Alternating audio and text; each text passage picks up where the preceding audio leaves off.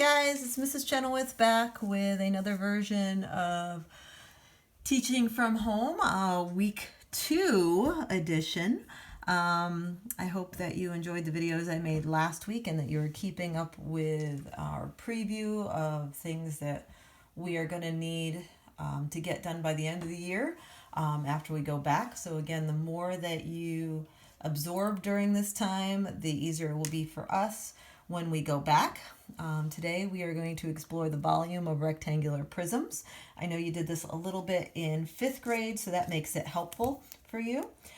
Just a reminder of what a rectangular prism is. A rectangular prism is any kind of box shape. So here I go. I got Kraft macaroni and cheese thanks to Elvin. Haven't broke into it yet from the apocalypse that we're having. But it is a box shape, and rectangular prisms talk about the top and the bottom, so the base and the top being a rectangle shape. And the word prism is referring to the side. The sides are also rectangles. So you can have different kinds of prisms, but a rectangular prism has rectangles for tops and bottoms as well as the sides. And that can go for squares too. You could have square prisms. So lots of things around your house are made out of rectangular prisms. Think about all your cereal boxes, board games. Here's a favorite around our house. If you've never played it, it's kind of fun. But again, that rectangular prism where it's a rectangle on the top and the bottom, and the sides are all rectangles as well. Oh, not me. I'm not barking. It's my dog.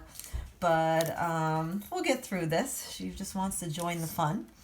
So I'm going to draw myself a rectangular prism. The way I do that, if you're ever curious on how to make three-dimensional looking shapes, I always start with the shape that I want, the top or the bottom, like the facing one out towards us, and then I do like a sideways L or an upside down L, and then I just connect the 3 points that you would be able to see, and that makes my three-dimensional shape. If I take this shape and I give it some dimensions and I say, hey guys, this bottom part is 10 inches, the side portion is 2 inches, and the height of it is 5 inches. Thanks, Kit, for your narration. One of the things about working from home, right?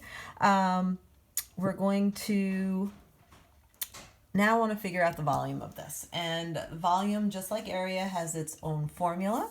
We're going to say the volume is equal to the length times the width times the height of it. And I need to plug in the numbers. So I get a lot of questions sometimes about, well, which one's which? I don't know which one to put. And it really doesn't matter. So think of it this way. If this was my box, right?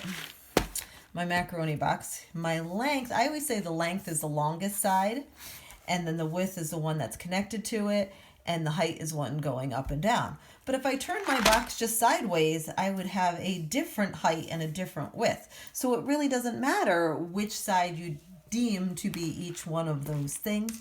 But again, in my mind, I always go the length is the longest one, and I work from there.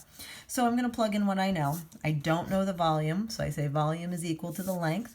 In this case, I'm saying it's 10 times the width. In this case, I'm saying is 2 times the height, which I'm saying is 5.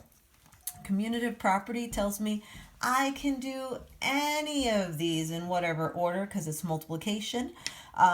You can use your calculator to do this, but I'm going to tell you probably don't need to for this one. We just do our multiplication. 10 times 2 is 20. 20 times 5 equals 100. So my volume for this particular rectangular prism is 100. And then I need to put in there the units. And again, I'm going to put in my measurement, which in this case I'm using inches. But then I need to have something on the end. So just like when we did area, we measured 2 sides, so we had a square of 2. This time we're measuring 3 sides. So I need to put in a 3 there, okay? Because that is to the power of 3, or I could say cubed, and a cube has 3 sides. So that's my 3 dimensions there.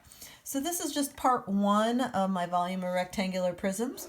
This will help you start on IXL skills for FF14 and FF15.